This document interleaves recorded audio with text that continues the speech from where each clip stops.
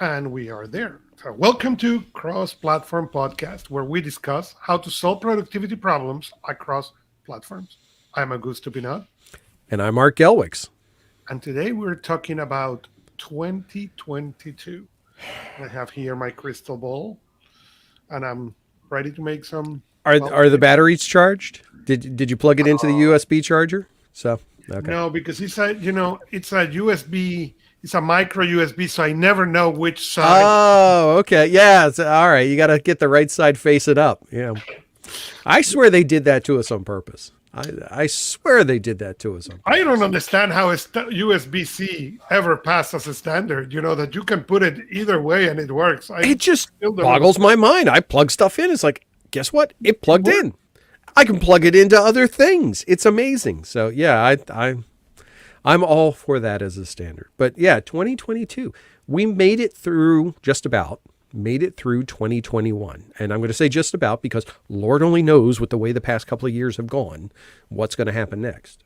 But I have been thinking a lot about what's coming next. Where are we mentally as a culture, as a society, as individuals, specifically around work? Mhm. And what work means and what productivity means. I mean, we talked about it on Productivity Cast when we did the episode, which I don't think is even out yet. We started talking about terminology Yeah, and that is. digging into, what the heck, productivity even means. And this entire thought process has really stemmed around what 2022 is going to entail. And we were talking about it a little bit in the pre-show. I think 2022, for better or worse, is going to be the year of no. And let me explain. I think this is the year that people start saying, no, I won't work 80 hours a week. No, I won't take on your work for you just because you asked me. No, I won't work for a pittance of a wage just because. No, I will not interrupt my family time to take that unnecessary staff meeting call just because somebody decided it was a thing they wanted to do. I think it's going to be, and hopefully it will be, a year of people taking control back over their lives, over their workplaces, over their work and their profession and their careers, and starting to say, this is what this means to me. I don't have to do things just because I feel obligated. Whether that's realistic or not, I mean, we kind of kicked around the fact that the odds of that happening are pretty much the same as flying cars and jetpacks, and we haven't got those yet. So I think, yeah, we may see businesses, we may see corporations, we may see entities who say, no, we want it the way it was, and you will do it the way it was. And that fight may continue. I mean, that fight's gone on all this year. But looking at 2022 from a productivity standpoint, from the tools perspective I and don't know everything, if we are going to see no. Um, I think we're going to see the next stage of remote work. I okay, mean, we, I said on 2020, when the pandemic started, I said one of the issues I see is that it's 30% of the people who you know will discover that they love working remotely. mm-hmm. 30% of the people will not care one way or the other, and 30% of the people will die to get back to the past. Mm-hmm. And I think I was wrong into that one because, yes, probably 30-40% will discover that they like it.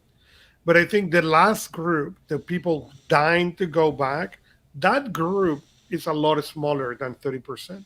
And Yeah, it's actually in two groups. It's the people who want others to go, yes, okay?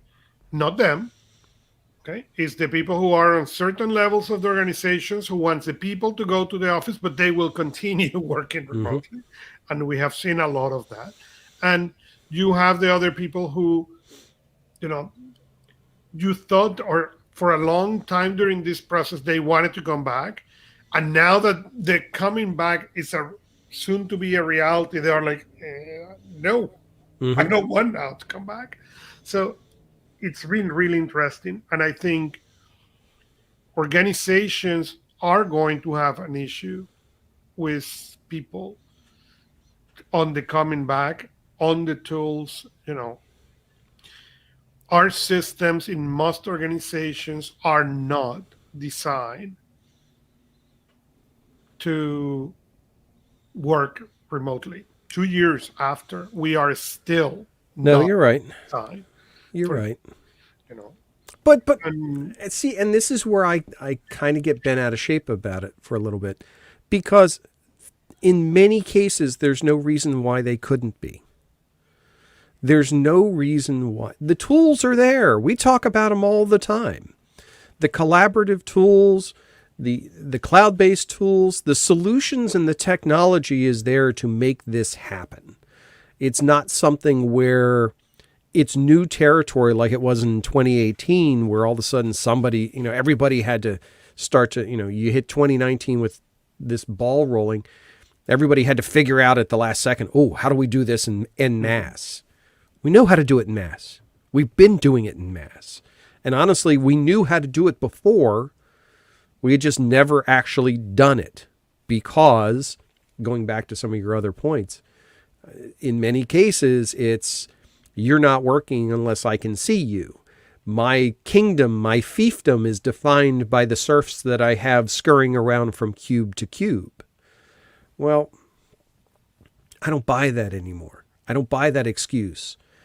I have a hard time getting someone to cohesively tell me why you absolutely have to be in the office. And that's the stance I take. Now, granted, there are times that people getting together, there's a benefit for. And if that benefit will be derived, then yeah, it makes perfect sense. yes, let's get together But why would in I that thing. waste an hour and a half every day commuting just at unpaid time? That's the other thing. I mean, think about it this way from a pure productivity standpoint. If you had a 45-minute commute, you literally picked up an hour and a half every day. Can you imagine if before all this silliness started, somebody wrote a book that said, hey, get an hour and a half back every day? They'd be running seminars. They'd be making bank. Why? Because they'd have this magical life hack that would get everybody an hour and a half of productive time back every day. You know what that turned out to be? Not Commute. schlepping to the office. That's what it came down to be. It came down to restoring control to people of their time. And that's why I think it's the no more nonsense that has to come into play. Are we going to see leaders and business owners take advantage of that? I hope so. I hope we see them diversify their workforces and spread out geographically and take advantage of the fact that you now have an entire world of people that you can draw on, rather than just the ones that happen to live within 45 minutes of your physical office that you chose. Yep. From a productivity standpoint, to me, this can be or could be a watershed event. If we recognize that there are tools and systems, and like I said, we talk about them all the time, that you can get more quality work done and do less. But until we get people to start to recognize and acknowledge and accept and vocalize the fact that doing less is a good thing, It's not going to happen. we're still going to be doing the same nonsense we were before. Yeah, until we get there, it's not going to happen. Here's a little personal, here's my soapbox. This concept of 15-minute stand-up meetings. We've seen them in organizations. We've seen them, they're part of methodologies. They're part of the Agile project management methodology. The idea always was that if you get everybody together, 15 minutes, everybody stands up, goes through the things that are challenging them, what they're going to do. Everybody's on course. Everybody's on the right direction. So how did that translate to the virtual space, to the remote space? A video call of everybody sitting there for 15 minutes doing the exact same thing, which is completely pointless. Mm-hmm. You've got a chat system. If I got a problem, I'm going to post it in chat. I can post it whenever. We don't even have to stand up at the same time. But yet that recognition isn't made. That willingness to innovate within the productivity space doesn't seem to want to happen. And I cannot figure out why. But I think that 2022 may be that year where we start to see this have to take hold. We're not getting this mass return to the way it was. So it can only be the way it will be. Boy, that sounded deep. I don't know where that came from. The other thing that I see that is going to be a problem is there are going to be many roles that there is going to be a lot of people trying to do more than one job. And I think they're going to have to. Done well. There is a lot of people trying with this remote work to handle more than one job. And as much as I wish to tell you everybody should or everybody can, not everybody can and not everybody should. And it is going to be a challenge to organizations to figure it out how to make people not to do this. How to increase the quality of the service and retention. To me, this is that perfect storm situation. You have a situation where you have in many organizations fewer people. You have the old defined same jobs and the workload that they were doing now with a smaller pool of resources to draw on. Mm-hmm. So you have really only a few options. I mean, if I'm sitting down across from a team and they say, this is our situation, my reaction is very simple. Okay, you can either do the same amount better and more efficiently, or you can do less with the same people, or you can do the same amount with more people. Well, apparently the third one's not an option. Right. Can't get more people. So now you have a choice. You can either optimize and streamline and find ways to do the right work at the right times, or you can do less. You can do what's necessary and eliminate the fluff and the filler and the, machinations that make things look like their work but really aren't. Get rid of the TPS reports. Get rid of the things that nobody looks at or cares about. That people spend, a week generating a slide deck for management review when they can just as likely go look at a report. That's the kind of thing that I think has to happen. I think we're at that stage where it's going to compel it, because that small group of people who are left behind, they're not going to be able to do this forever. They can't do the job of 3 people forever, because they're certainly not getting paid for 3 people. Nope.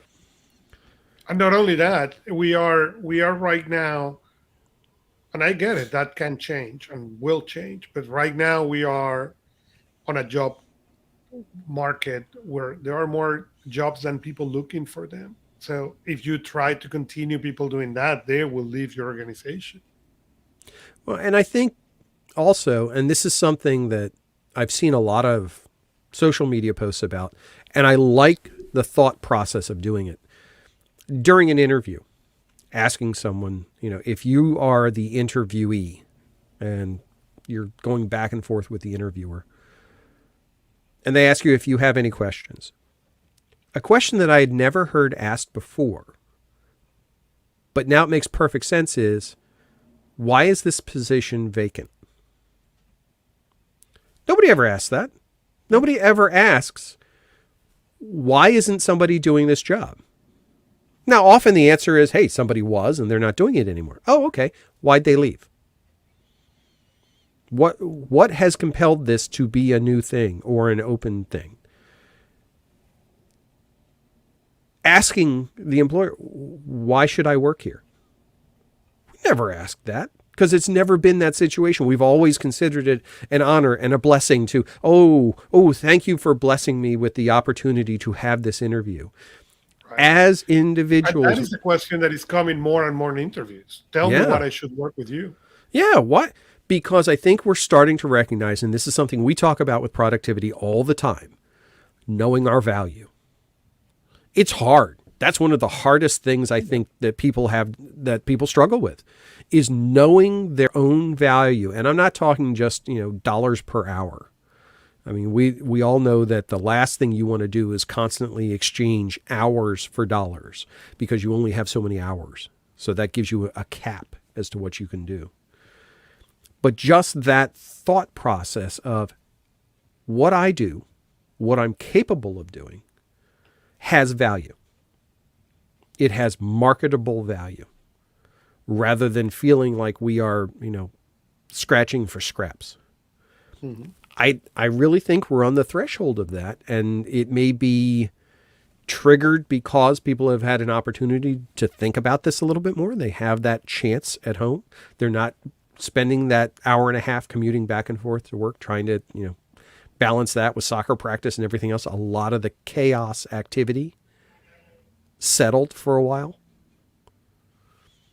But the other part of it, I think, is us getting that chance to really start to recognize, you know what?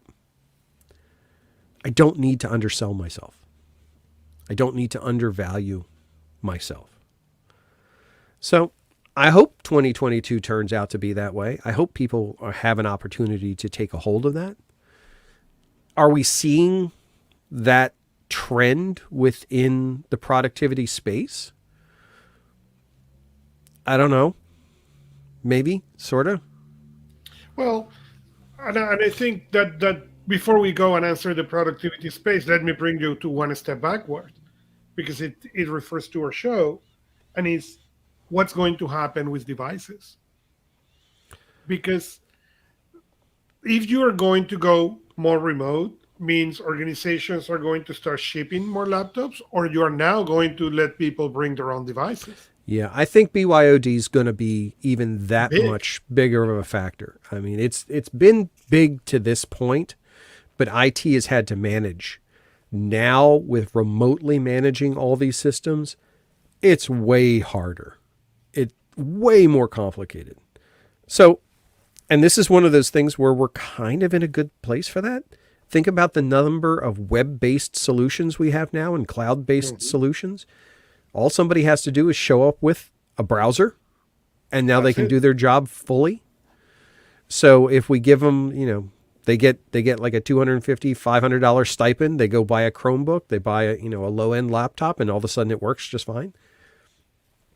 But that also requires IT to evolve their thinking, to finally say, hey, you know what? We are not responsible for all things.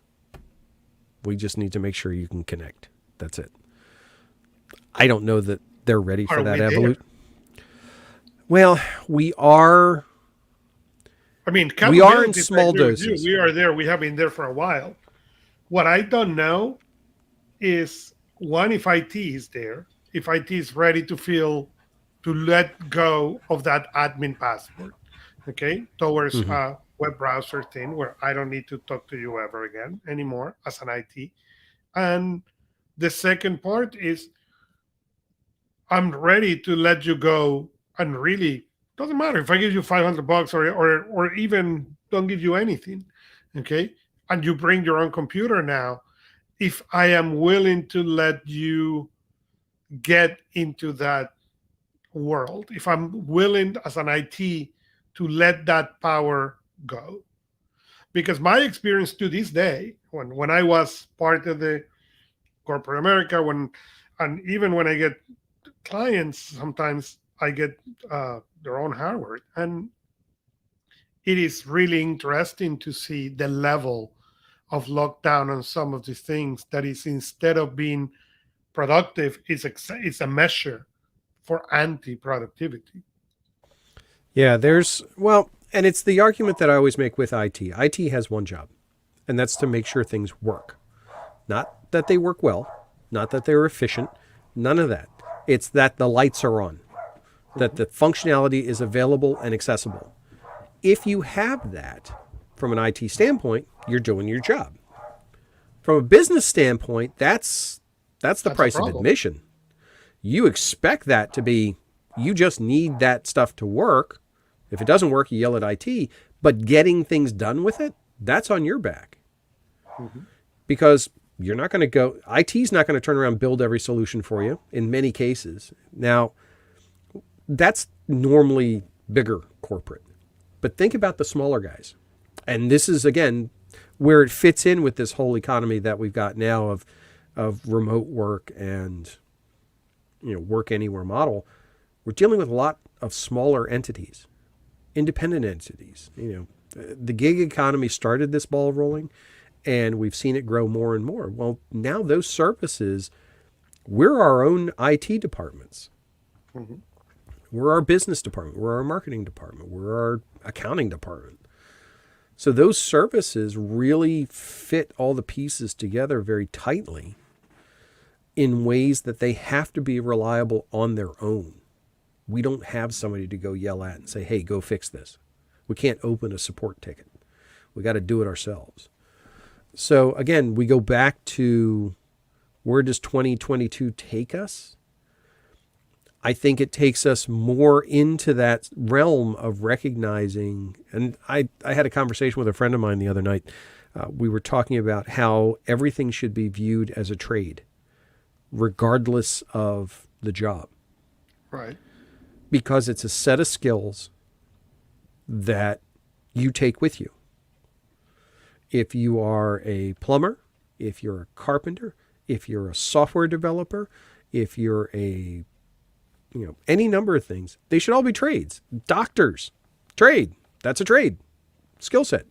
The only things that don't wind up getting counted as trades are the things that actually don't deliver any value. Like, I don't know, middle managers. But that's a whole different conversation. That's not correct. That thought process then, we then have to look at our own productivity. We have to look at what are the measures of that. Yeah. Let's talk about this whole idea, because we're talking about working anywhere. Do we measure by the hour anymore? Should we? Correct. I mean, we've always had this model for various reasons out of the Industrial Revolution and things like that. But is that a model that it should even be followed anymore? Now, there are some jobs that have to work by the hour. Yeah, I get that. Totally get it. And actually, in many cases, people can get paid better by the hour than they can salaried, depending on the job, because of how those roles are taken advantage of. But it still comes back to the fact that from a productivity standpoint, if you're able to look at and evaluate your own production of quality work, you can assign the value to it. And by assigning the value, you know how you should be remunerated for that. It's going to be interesting from a hardware standpoint and from a software standpoint. I think this is going to be another big year of collaboration tools. I think we're going to see a lot of the ones that were started in initial execution in 2019 and early 2020 come to fruition. I think we're going to see a lot of the tools kind of push to the next level. We'll see, the advanced Zoom functionality. We're going to see Teams push even further. We're going to see a lot of those tools take their next logical steps. We're going to see things like Noseby. We're going to see things like Todoist really starting to push to those next logical steps as to where the functionality should go.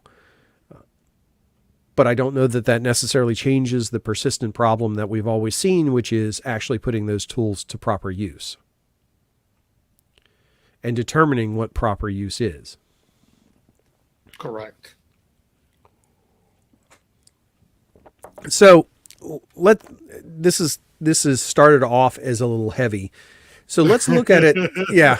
This is end of year.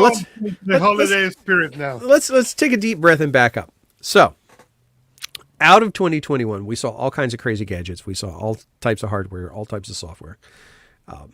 thinking about 2022 and the things that could potentially come out in 2022, what's something that you hope will hit the space and are looking forward to? You know, I am particularly really excited about 2022 because I've been working for a while in organizations and people in what I call organizational productivity. And I've been talking about how personal productivity to a certain extent is a silo. Okay. And you work really from the outside in. But what we are seeing now, it's exactly the opposite. It's going to go from in going out, and that's the only way to expand. So that's going to make certain tools really grow and shine. Certain tools are not. But more importantly, it's going to, I think we finally have a shot to a good solid span of that remote, non on location working, where we are going to finally understand that there is a lot of the work that can be done as synchronizers. And we Mm-hmm. don't need to be there. We don't need to be meeting. We don't need to be at the same time for the ball to roll. Not only that, if we do it that way, it will roll even faster. Yeah. No, I agree completely with you. Looking at any tech that makes the ability to do quality work where you want to, when you want to, is going to be a good thing. I'll say that unequivocally. Yeah, not only that, I think, there are infrastructure in the world, not Mm-hmm. the US, in the world, is not ready for this. Okay. Now, We don't have still, for most people, they don't have infrastructure that work well mm-hmm. for being at home, for work at home. I mean, even you or me who has been doing this for years, our infrastructure can be improved. Okay, my home office can be Mm-hmm. improved. Yeah. But I think what we're going to see as people start pulling in is that they're going to be pulled in and they're going to be kicked out. Because right now we're thinking we are going to see when people come in a lot of the inefficiencies that we are used not to have. Yeah. And I I agree with you completely on that because as we look at this stuff, I mean, I'll make the prediction now. I think we're going to see a drop in the Chromebook market. Have they lost functionality? No. They've gotten even better. The Mhm. machines are even more powerful. They're better designed. There are more Yeah. of them. Why are we going to see that drop? Because we're not going to see the demand of remote education, which drove a lot of it. Are we going to see an uptick in desktops? No, I don't think so. I think we're going to see a continuing role of everything that has happened over the past 2 years when it comes to physical devices. That said, I think we're going to see that push for devices like the Galaxy Fold and that sort. That's really the only innovation place that I see right now that has the potential to have legs, to be able to contribute and not be a fad thing. I mean, Facebook's talking about, or now Meta, are all talking about, the virtual office space and That's all. a And sorry. and I find, yeah, I know. Every time it makes my teeth ache when they say that. I find it amusing that they think that's going to fly. Mhm. It's just not. It's a novelty. It's the kind of thing that it doesn't have the compelling nature to push things forward. Will there be use cases? Absolutely. But is it going to change the way things function? No. No, I don't see it. But from a hardware and a software standpoint, what I would love to see, here are my wish list items I would love to see show up in 2020. I would love to finally see an application that does task management, calendar, and note taking well. That's all I'm asking. Just give me something that does all three of those well. Okay. All right. The color of the Mercedes that you want is what? I mean, that's just every one of them currently. Everybody gets close. They sort of get there almost, but nobody's figured it out. So that's one thing. And please, if you know of one that does that, if you're listening and you know of Yes, one that does that, please let us please know. at me, tell me. I want to see it. Convince me that somebody's doing this right, because I haven't seen it yet. They got close, but not yet. From a hardware standpoint, I would love to finally see somebody bring out a proper laptop docking station for phones, where you can take this pocket computer that is more powerful than anything else you have sitting around and be able to plug it in and have a laptop docking station. Again, it's gotten close. There are ones out there. I hope Apple invented this year. Yeah, I mean, they've got to innovate and discover this, because it apparently doesn't exist. But that's what boggles my mind is, again, we have gotten so close on so many of these things. I just hope that this is the year that we see something like that break across the threshold. Things like IoT and IoT devices, I don't know what can be crazy innovative in that space right now. It's still adopting tech to do things that, like you'll always hear, they're solutions in search of problems. Correct. I like IoT. I love IoT. I use IoT all over my house. Everywhere and all day. But could I live without it? Sure. Which means that none of it has gotten to the point where it is critical. It is just convenient. And I think I would love to see something. I don't know what that is. I would love to see an improved personal assistant. Now, I'll go back to the day. We used to have PDAs. We had the Cleas, Sony Cleas. We had the Palm Pilots. We had the handsprings, all of which evolved into our smartphones. Correct. And anybody who says that they didn't, let's talk, because I disagree. I think they were the progenitor of all of these black slabs of glass. Handspring did without question incredible work to that. They were the first ones to have really a PDA with a phone. Yep. Matter of fact, there's a great documentary on that whole process. I miss my handspring even to this day. Love that little device. I miss my tree on my palm. There was something. I understand my iPhone is way more powerful, but I still have a lot of love for my Palm Pilots. Absolutely. We've gotten on these little black slabs of glass, we have assistants. We have Google Assistant. We have Echo. We have whatever. None of them has lived up to the billing of, hey, phone, take care of this for me. Hey, phone, what's going on? It's close. They're trying really hard, but they're not there. It is not a personal digital assistant yet. And I just hope that somebody finally crosses that line and says, okay, just talk to it and it'll do what you ask it to do. That, to me, would be a game changer. That would change this equation quite a bit, because it's not forcing you to think about things like syntax. It's not forcing you to think about what's the tool, what's the process. It just handles it like you would want an assistant to do. Right. Do I expect to see that in 2020? Unfortunately, I don't think so. But I'd love to. Yeah. What else from a platform standpoint? I really will love to see more standardization on the cross-platform. It's extremely annoying for me that you get an app that then it works great on the iPad, but it doesn't work on the Mac, or it's terrible on the PC.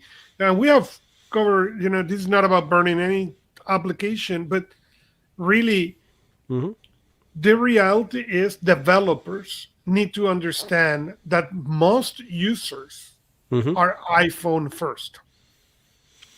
I And I would disagree with that though, because most users are not iPhone. no, not iPhone, phone. Oh, phone. The Okay, phone. phone, Okay, not iPhone. that's No. different. So I mobile need device. phone. Okay, okay, The mobile that I agree device. with. Okay, that's the first device that most people interact with. Fill Hmm. in the blank. But then not all of them, even that the devices have the power to manage, don't manage. Then you get them at subpar application for the phone, and then try to improve it as you move devices. Really, Hmm. we are in a point where it doesn't matter the device you grab, you should be able to have the same things. There are some applications They are. who are doing well with that, but I think those applications, if you look at them, and I'm just making a generalization here, if you look at those applications that are doing well on both platforms or on multiple platforms, they originated on mobile and then Yes. they grew up and out rather than being on other platforms and being condensed down. And I'll use my favorite whipping application, OneNote, as a perfect example of this. It started on the desktop. Moving it to mobile just is not the same. It's not even close. Does well on iPad, but it's still not the same as desktop. But it's It's not the actually same. no, it's actually a totally different experience. And it's used in many cases for different purposes because it is so different on that Correct. particular platform. When you look at other tools that are purely browser based, something like a Notion, for example, it looks and it acts pretty much the same. But you have those logical differences because of form factor and operating system and what you want to do with it.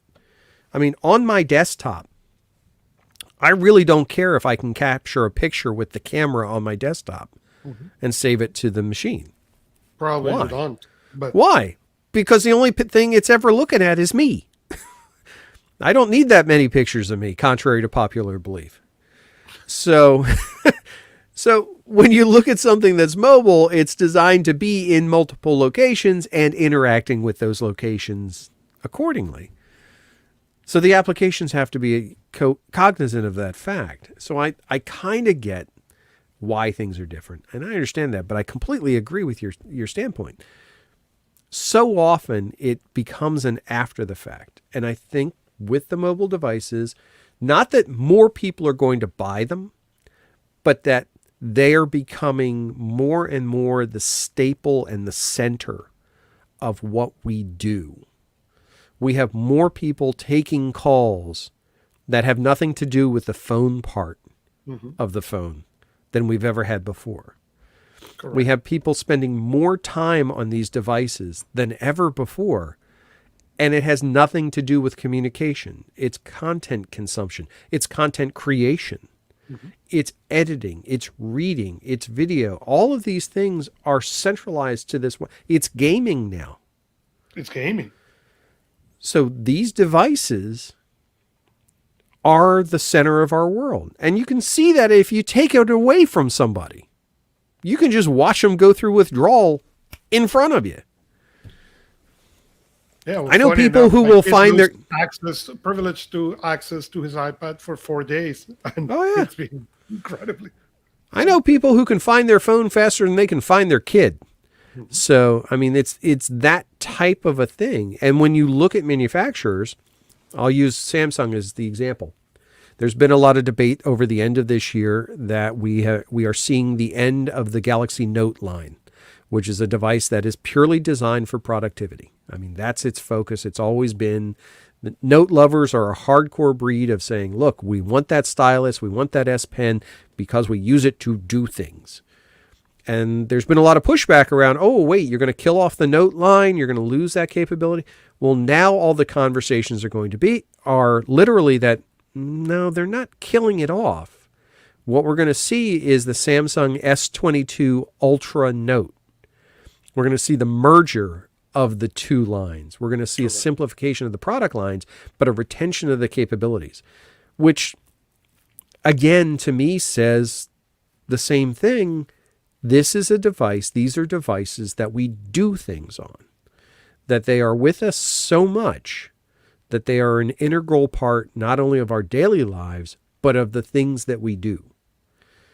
And I think the more of these we see, I mean, if Apple really starts to step harder into the game, and with things like the iPad mini, with things like the Pro and the regular iPad, which I still don't understand why they have 3, but that's me.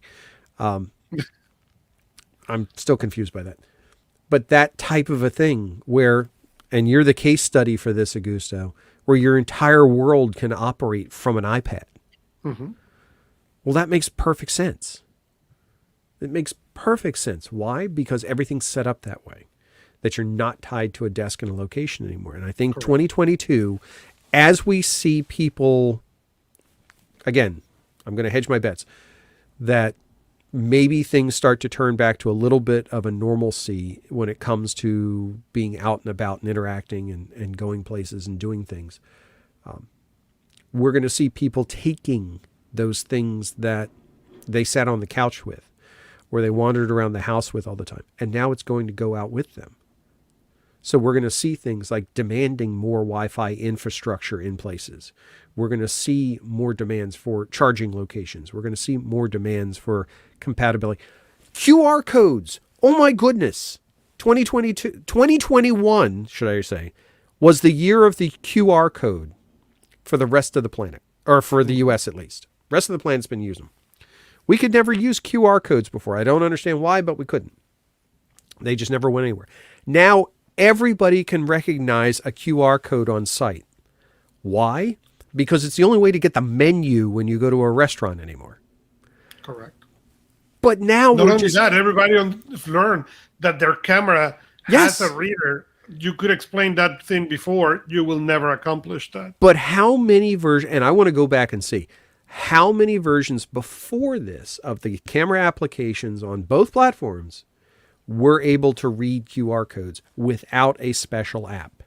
At what point did both of the main operating system manufacturers decide that, hey, reading QR codes with the native camera app is a good thing?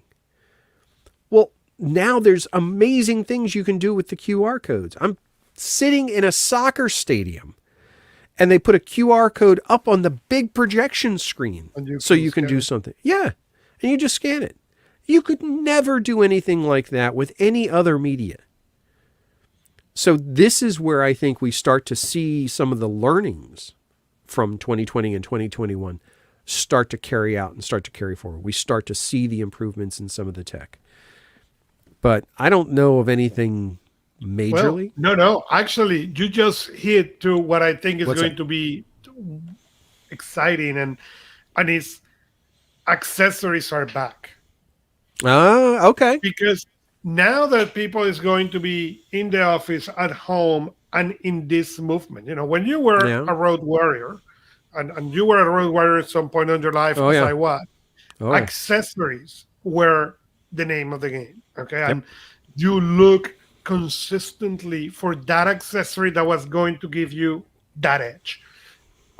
That's coming back, but that's now coming back to the masses, because it's not the road warriors who are going to be this, it's everybody's going to be this. So I think that's going to be super, super, super exciting.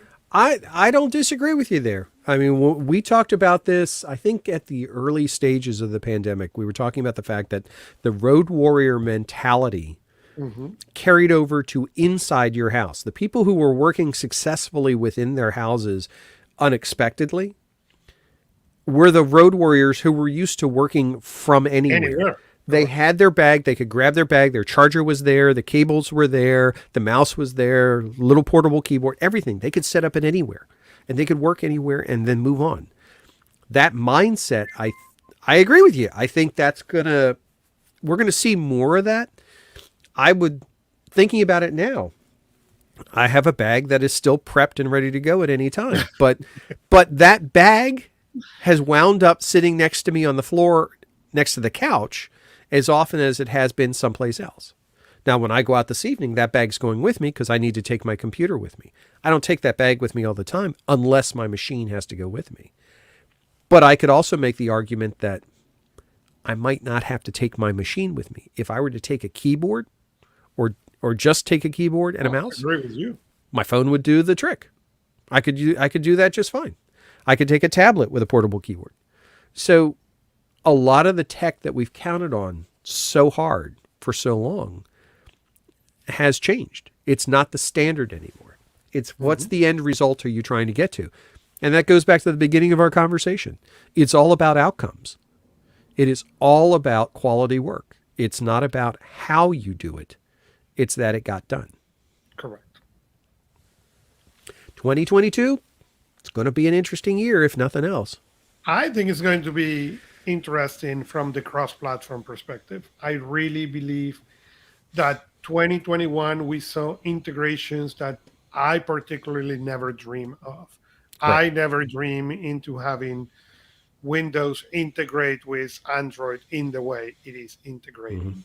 I honestly never thought that I was going to see. I never thought that we were going to see hardware manufacturers trying to understand how to help people to work better with their own devices and Right. not thinking, oh, well, I sell laptops, so I don't care about everything else.